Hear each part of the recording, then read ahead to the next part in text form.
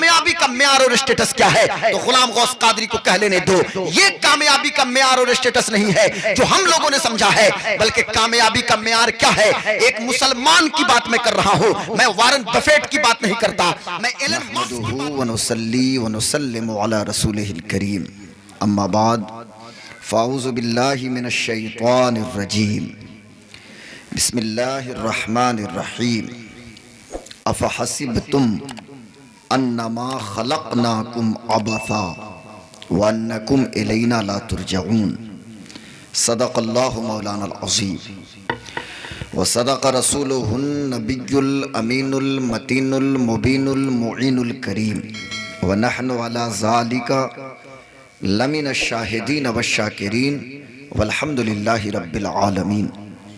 हाज़रीन मोहतरम वाज़िज़ान मिल्लत, आइए कुछ अर्ज़ करने से कबल मैं बेहतर और मुनासिब समझता हूँ कि अपने और सारी कायनात के मरकज़ अक़ीदत सब्ज़ गुंबद के मकीन मुक़द्दस मुस्तफ़ा जान रहमत, शम्अ बज़्म हिदायत, शहरयार इरम, ताजदार हरम, नौबहार शफ़ाअत, शब असरा के दूल्हा, ख़ातिमे पैगम्बरां, शफ़ीए आसियां, बाइसे तकवीन रोज़गार, सरकार अबद करार, जाने आलमीन, सैयदुल मुरसलीन, रहमतुल लिल आलमीन, जाने कायनात, मुख्तार कायनात, आलिमे माकान व मा यकून, हाजिर व नाजिर पैगम्बर, आमिना के लाल, हलीमा के दिलबर, हज़रत मोहम्मद मुस्तफ़ा अहमद मुज्तबा सल्लल्लाहु अलैहि वसल्लम की मुक़द्दस बारगाह में बावाज़ बुलंद दुरूद शरीफ पढ़ें। अल्लाहुम्मा सल्लि अला सय्यदिना व शफ़ीअना व मौलाना मुहम्मदिन मादनिल जूद वल करम वालिहिल किराम व सहबिहिल इज़ाम व इब्निहिल करीमिल गौसिल आज़मिल अफ़ख़मिल हुमाम व हिज़्बिही अजमईन। हाज़रीन मोहतरम, ये किस मौके पे है? अच्छा, सालाना फ़तह। आज की ये बज़्म जिसमें हमारी और आपकी शिरकत हो रही है, ये सालाना फ़ातिहे के तौर पे ईसाल सवाब के गर्ज़ से इस महफ़िल नूर को मुनअक़िद किया गया है। ये आपका जो गांव है, यहाँ के मदरसे के जलसे में भी मेरी हाज़िरी हुई है ना, गुज़श्ता साल या उससे पहले जो बहुत बड़ी कॉन्फ्रेंस हुई थी वहाँ पे 22 में हज़रत अल्लामा मौलाना शहाबुद्दीन साहब क़िबला मौजूद हैं, इनके तमाम रफ़क़ा मौजूद हैं, हज़रत हाफ़िज़ व क़ारी इस्लामुद्दीन साहब क़िबला जो हाफ़िज़ इश्तियाक़ साहब के बड़े अज़ीज़ हैं, इनके ज़रिए मुझे ख़बर मिली और इस दावत पे मैं आपकी बारगाह में आया। तो चूँकि मैं बहुत ज़्यादा, जो लोग मेरी तकरीर सुने होंगे उनको पता है कि बहुत मैं जोश और जज्बात के साथ तो बयान नहीं कर सकता। तकरीरें हैं उस तरह की भी, यूट्यूब पे बहुत सारी तकरीरें मौजूद हैं मेरी, पर आज मैं चाहूँगा कुछ बात आप हज़रात से मैं करना चाहता हूँ, इसलिए कि दिल से जो बात निकलती है असर रखती है, पर नहीं ताकत परवाज़ मगर रखती है। हम तो इकबाल की ज़बान से हमेशा यही दुआ करते हैं कि या रब दिल मुस्लिम को वो जिंदा तमन्ना दे, जो कल्ब को गरमा दे, जो रूह को तड़पा दे, फिर वादी फारा के हर ज़र्रे को चमका दे, फिर शौक़े तमाशा दे, फिर ज़ौक़े तकाज़ा दे, महरूमे तमाशा को फिर दीदे बीना दे, देखा है जो कुछ मैंने औरों को भी दिखला दे, भटके हुए आहू को फिर सूए हरम ले चल, इस शहर के खूगर को फिर उसअत सहरा दे, पैदा दिल वीरा में फिर शोरिश महशर कर, इस महमल खाली को फिर शाहिद लैला दे, इस दौर की जुल्मत में हर कल्ब परीशां को वो दाग़े मोहब्बत दे, जो चांद को शर्मा दे, रिफ़ात में मकासिद को हम दोषे सुरैया कर, खुददार ये साहिल दे, आज़ाद ये दरिया दे, बेलौस मोहब्बत हो, बेबाक सदाकत हो, सीनों में उजाला कर, दिल सूरत मीना दे, एहसास इनायत कर, आसारे मुसीबत का, हज़रत शहाबुद्दीन भाई, एहसास इनायत कर आसारे मुसीबत का, इमरोज की शोरिश में अंदेशे फरदा दे। और इकबाल कहता है कि मैं बुलबुले नाला हूँ, एक उजड़े गुलिस्तां का, मैं बुलबुले नाला हूं एक उजड़े गुलिस्तां का। ये तो उजड़ा हुआ गुलिस्तां है, मैं बुलबुले नाला हूं। और बर्बाद गुलिस्तां करने को जब एक ही उल्लू काफी है, हर शाख पे यहाँ लोग मौजूद हैं, तो मैं बुलबुले नाला हूं एक उजड़े गुलिस्तां का, तासीर का साइल हूं मोहताज को दाता दे, या रब दिल मुस्लिम को वो जिंदा तमन्ना दे। हाज़रीन मोहतरम, मैं चाहूँगा कि एक दो बातें कुरान मुक़द्दस के हवाले से आप तक पहुँचाने की कोशिश करूँ, इस उम्मीद के साथ कि शायद कि हमारे नौजवान मुझे सपोर्ट करें। अभी हज़रत अल्लामा शहाबुद्दीन साहब क़िबला ने मुझे बताया, कौन सी तंजीम बता रहे थे, रज़ाए मुस्तफ़ा जो तंजीम है यहाँ पे माशाल्लाह, मैं उस तंजीम से जुड़े हुए नौजवानों को मुबारकबाद पेश करता हूँ। वो हमारे नौजवान हमारे आइडियल हैं, वो नौजवान हमारे रोल मॉडल हैं। मोहब्बत हमें उन जवानों से है, ऐसे नौजवानों से मोहब्बत करने की ज़रूरत है कि साहब कि जिनकी निगाहें बहुत बुलंद हैं, निगाह बुलंद सुखन दिल नवाज जां पुरसोज, यही है रख्त सफ़र मीर कारवां के लिए। तो यकीनन वो नौजवान हमारे लिए रहनुमा की हैसियत रखते हैं। अल्लाह उन बच्चों को सलामत रखे। रज़ाए मुस्तफ़ा ऑर्गेनाइजेशन से जुड़े हुए जो हमारे नौजवान हैं, मेरे दोस्तों, मेरे बुजुर्गों, मेरे भाइयों, अल्लाह तबारक व तआला अपने बंदों से एक सवाल करता है। अल्लाह फरमाता है, अफ़हसिबतुम अन्नमा खलक़नाकुम अबसा, क्या तुम ये गुमान करते हो कि अल्लाह ने तुम्हें बेकार पैदा किया है? तो भाई छोटा बच्चा भी मुझसे कहेगा कि गुलाम गौस कादरी, अल्लाह तबारक व तआला ने किसी चीज़ को बेकार नहीं पैदा किया है, हर चीज़ को एक मकसद के तहत पैदा किया गया है। भाई जो पबजी और फ्री फायर खेल रहा है तो वो भी बेकार थोड़ी है, काम ही में लगा हुआ है ना, वो भी तो एक काम ही कर रहा है, भले से वो कोई काम नहीं है, उसका अपना वजूद कुछ नहीं है। अल्लाह तबारक व तआला ने किसी चीज को बेकार नहीं पैदा किया। फिर अल्लाह फरमाता है, अफ़हसिबतुम अन्नमा खलक़नाकुम अबसा व अन्नकुम इलैना ला तुरजऊन, क्या तुम ये गुमान करते हो कि तुम्हें अल्लाह ने अबस और बेकार पैदा किया और तुम्हें अल्लाह से मिलना नहीं है? तो सबको पता है कि हमारा जो डेस्टिनेशन और हमारी जो मंजिल है ना, हमारी मंजिल कब्र नहीं है, कब्र तो उस मंजिल का पड़ाव है। और इस्लामुद्दीन भाई, कब्र भी मिल जाए नसीब से, नहीं तो मैं तो देखता हूं बड़े बड़े नौजवानों को हमने देखा कि साहब एडिडास का जूता पैर में है, 10,000 की जींस पहने हैं, 5,000 नहीं बल्कि 20,000 का वो ब्लेजर और जैकेट है लेदर और न जाने क्या क्या, और फिर एयर प्लग्स और एयर ड्रॉप्स कान में लगे हैं, और ट्रक के नीचे आने के बाद फिर न बाप को खबर न माँ को खबर, एनजीओ वाले उठा के ले गए। अब या तो वो तजहीज़ तकफीन करें या अंत्येष्टि करें, अब ये तो उनकी मर्जी है।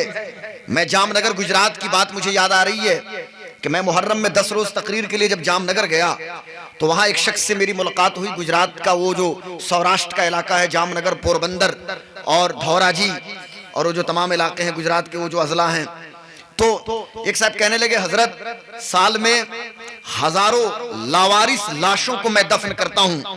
हमने कहा साहब फिर आपको कैसे पता चलता है कि किस तरह क्या उसका जो ये तजहीज़ तकफीन करते हैं या फिर क्या करते हैं, कैसे उसकी तदफीन होती है, जनाजा होता है या क्या होता है? कहने लगे हजरत कुछ पता नहीं चलता, बस वैसे ही जो मामलात होते हैं, कुछ पहचान हो गई तो हो गई, नहीं तो फिर हमारे एनजीओ के जो लोग हैं वो सारे काम कर देते हैं। मैं हैरान हो गया साहब, और थोड़ी देर के लिए सोचने पे मजबूर हो गया कि नौजवान तो ये सोचता है कि कामयाबी इसी का नाम है कि हाथों में 10-20 लाख का आईफोन हो, कामयाबी इसी का नाम है कि एडिडास का पैर में जूता हो, कामयाबी का मेयार और स्टेटस हमारी कौम के बच्चों ने ये बना लिया कि फॉर्च्यूनर पे मैं बैठूं, मैं तो दम्माम में रहता हूं, मैं जुबैल में हूं या मैं रियाद में हूं या कतीफ में हूं या कसीम में हूं या यम्बू में हूं या हायल में हूं या बदर में हूं या तब्बूक में हूं या रासल ये खेमा में हूं या रास तनूरा में हूं, अरब के तमाम इलाकों का वो तमाम शहर मेरी निगाहों के सामने मौजूद है। मैं इन जगहों पे काम कर रहा हूं साहब, मैं सप्लायर हूं या बहुत ज्यादा दौलत हमारे पास है और बहुत पैसे है और बहुत ज्यादा हम आ गए गांव में फॉर्च्यूनर पे हम घूम रहे हैं साहब, मस्ती कर रहे हैं। ये कामयाबी का मेयार नहीं है, ये सब अल्लाह की नेमत है, अल्लाह जिसे चाहे अता फरमाए। हमने तो इस उम्र में 35 साल साल मेरी उम्र हो गई, 35 ईयर्स और ये कुछ महीने हो रहे हैं, 35 साल 3-4 महीने होते होंगे। 24 सितंबर 1988 की मेरी ये यौम पैदाइश है, उस हिसाब से 35 साल कुछ महीने बनते हैं। लेकिन 35 साल में अल्लामा शहाबुद्दीन साहब किबला, हमने तो यो देखा कि जो लोग रिक्शा पुलर थे आज उनके बच्चे फॉर्च्यूनर पे सफर कर रहे हैं, और जो लोग प्लेन के बिजनेस क्लास में सफर करते थे उनके बच्चे रिक्शा पुलिंग कर रहे हैं। यानी तिलकल अय्याम नुदाविलुहा। ये सीटी कम करो तो बेटा सीटी पीटी नहीं आनी चाहिए, क्योंकि तकरीर अब शुरू मैं करने जा रहा हूं। अब चूंकि बात आएगी तो थोड़ा सा वो जोश आ जाएगा, तो उसके लिए मैं माजरत चाहूंगा। लेकिन मैं कहना ये चाहता हूं आप हजरात से कि हमने किसी की फूस की छप्पड़ों पे हम कमेंट करने के लिए नहीं आए हैं, या किसी के महल के हवाले से कुछ बयान करने के लिए नहीं आए। लेकिन हम इतना कहना चाहते हैं कि मेरा बेटा ये समझता है कि कामयाबी का मेयार और स्टेटस ये है कि मैं मल्टी बिलियनियर हो जाऊं। अगर मल्टी बिलियनियर होने की बुनियाद पे कोई शख्स कामयाब होता तो मौलाना क़यामुद्दीन साहब किबला इस बुनियाद पे तो मैं कह सकता था कि साहब ये अमेज़न का सीईओ, या फिर ये टेस्ला का मालिक, या ट्विटर का मालिक, या फिर ये मेटा और फेसबुक वाले, ये सबसे बड़े कामयाब होते अगर वही कामयाबी का मेयार है। कुछ लोगों ने समझा कि साहब बहुत ज्यादा नेम एंड फेम ये कामयाबी की अलामत है, तो मैं समझता हूं फिर बॉलीवुड की नाचने वाली वो एक्ट्रेस वो बहुत ज्यादा कामयाब हैं, इसलिए कि बहुत ज्यादा मशहूर वो लोग हैं। या फिर हॉलीवुड वाले वो एक्टर कामयाब हैं कि उनकी शोहरत आसमान की बुलंदियों तक पहुंची हुई है। लेकिन मैं समझता हूं साहब ये कामयाबी का मेयार नहीं है। आप भी जानते होंगे कामयाबी का स्टेटस नहीं है। अल्लाह मुझे फॉर्च्यूनर दे, अल्लाह का शुक्र हम अदा करें। अल्लाह हमें 10,000 या 20,000 का कपड़ा पहनाए, अल्लाह का शुक्र अदा करें। अगर प्लेन के बिजनेस क्लास में गुलाम गौस कादरी सफर करें उस वक्त भी अल्लाह का शुक्र है, और अगर रिक्शा पे बैठ जाएं उस वक्त भी अल्लाह का शुक्र है। अगर चिकन चंगेजी और मटन कोरमा मेरे सामने हो उस वक्त भी अल्हम्दुलिल्लाह, और अगर नमक रोटी हलाल की है उस वक्त भी अल्हम्दुलिल्लाह।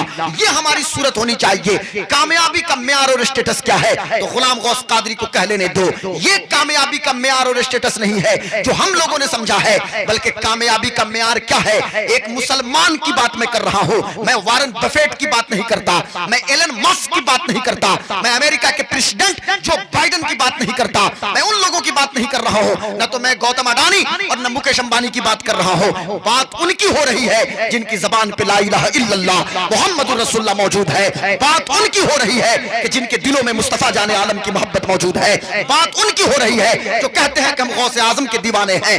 बात उनकी हो रही है जो कहते हैं हम गरीब नवाज के मतवाले हैं। बात उनकी हो रही है जो कहते हैं हम साबिर कलियर के मानने वाले हैं। बात उनकी हो रही है जो कहते हैं मखदूम सिमना वाले हम हैं। बात उनकी हो रही है जो कहते हैं इमाम अहमद रजा खान के हम मानने वाले हैं। मैं कहता हूं हमारे लिए कामयाबी का स्टेटस और मेयार वो नहीं है, तो फिर क्या है आप मुझसे पूछेंगे तो मुझे कहने दो। हमारे और आपके लिए कामयाबी का मेयार ये है कि जिंदगी के एक एक लम्हे से अल्लाह राजी हो जाए और मोहम्मदुर रसूलुल्लाह राजी हो जाए। ये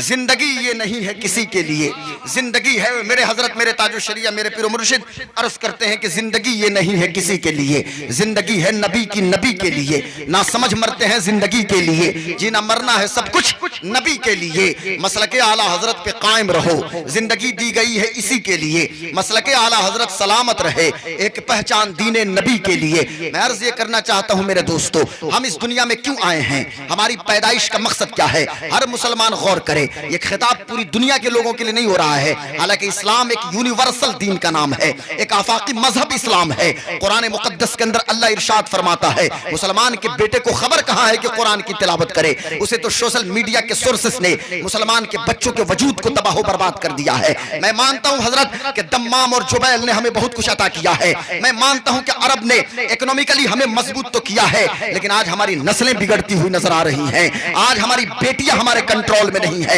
आज मेरी बहन मेरे कंट्रोल में नहीं है। आज ऐसे माहौल बन चुके हैं और पब्लिक डोमेन में डिस्कस का मौजू हम ये रखते हैं कि कौन बड़ा है कौन छोटा है। मुसलमानों को तो सर जोड़ के बैठना चाहिए कि मेरी बेटी घर छोड़ के क्यों भाग रही है। मुसलमानों को तो सर जोड़ के इस बात पे बैठना चाहिए कि हम एजुकेशन में आगे क्यों नहीं बढ़ रहे हैं। पब्लिक एडमिनिस्ट्रेशन के शोबे में यानी प्रशासनिक विभाग में न तो हमारा कोई डीएम न कोई एसपी दिखाई देता है साहब, न कोई बीडीओ और न कोई सीओ दिख रहा है, न कोई एसडीएम और न कोई एसडीपीओ दिख रहा है। हम जा कहां रहे हैं हमें यह भी सोचने की जरूरत है। भारत की धरती है, आप कहीं भी चले जाएं, आप आपकी सैलरी 10,000 रियाल क्यों ना हो जाए, लेकिन जब अरब के लोग गुस्सा में होते हैं तो कहेंगे अंत हिंदी अंत मिस्कीन। आप वहां बहुत बड़े पोस्ट पे क्यों ना पहुंच जाएं, लेकिन अंत हिंदी और अंत मिस्कीन ही आप कहे जाएंगे। इसलिए भारत की सरजमीन है और भारत किसी के बाप की जागीर नहीं है। ये हिंदुस्तान की सरजमीन, ये गरीब नवाज की सरजमीन है। और मैं सीना ठोक के डंके की चोट पे कहता हूं, हालात कितने खराब क्यों ना हो जाए, अल्लामा शहाबुद्दीन साहब किबला,